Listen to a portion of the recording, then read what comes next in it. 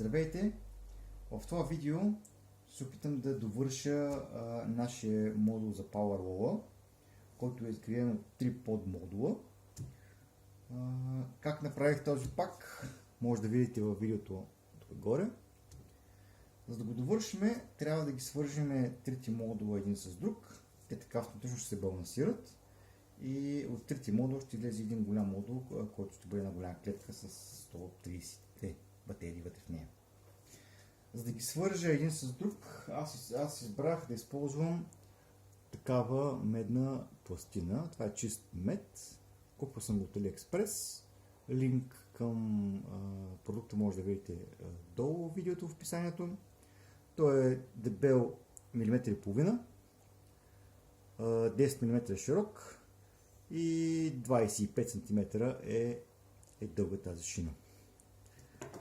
Като отрежа на две и разпробия, съответно получавам две такива шини. Съм маркирал къде да режам. Това не се вижда около видеото. Така може би. Да.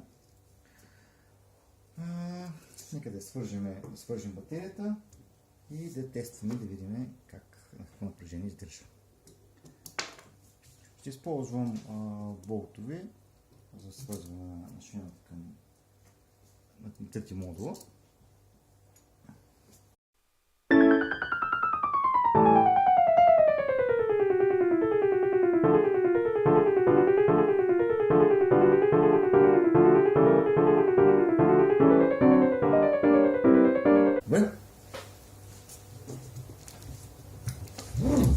Това е нашата батерия.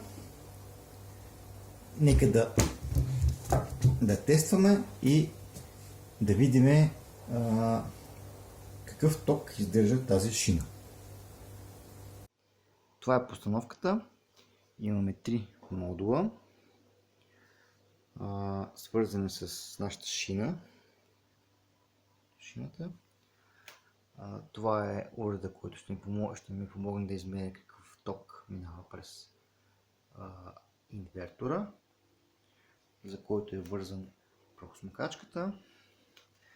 Ще намаля силата на прахосмукачката. Тя е 750 ватова, така че около 60-70 ампера ще мога да изтегля през тези батерии с помощта на тази прахосмукачка. Да пусна инвертора.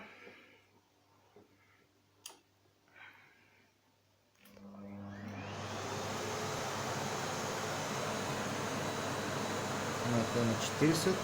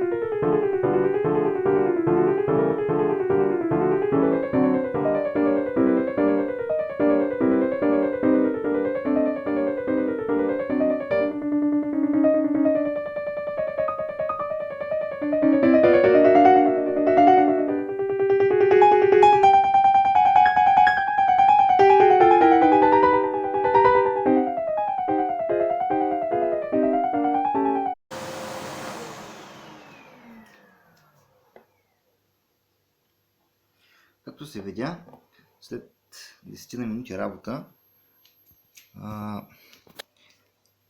шината още не се нагрява, а се нагряват най-много терминалите, които хващат шината за батериите. Те стигнаха до към 50 градуса, 48 градуса някъде.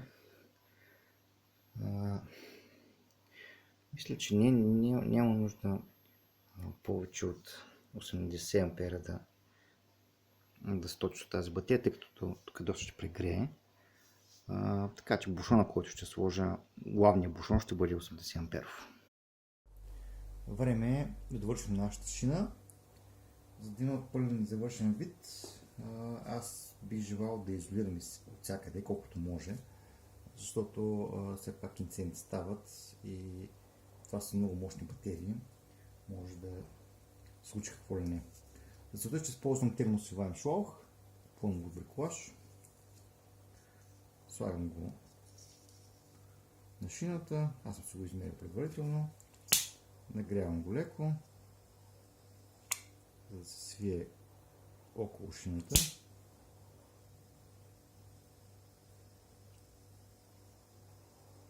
Може да използвате запалка, може да използвате пистолет с горещ въздух, каквото ви харесва. Аз, тъй като не пуша, нямам запалки около себе си. Това е първата изолация. Ще сложа от другата страна.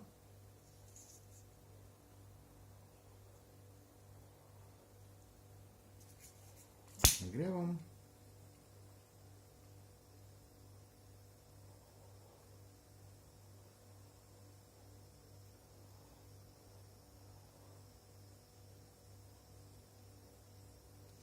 То се свива около пластината. По същия начин.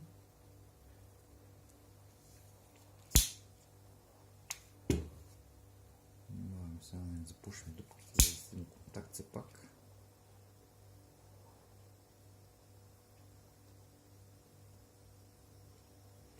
Хубаво е накрая да е изолирана. Не може да се прибиваме така лекичко, докато да се съхне шлауха. И накрая последното парче.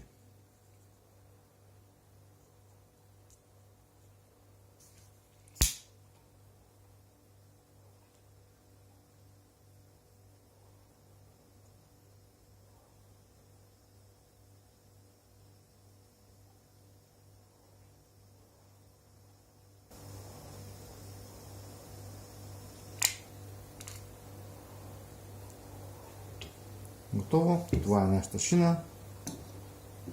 Правим другата, монтираме и сме готови. С това завършваме нашата батерия. Ако ви хареса видеото, искате да видите още, сабскрайбнете си към канала ми, дайте thumbs up на видеото.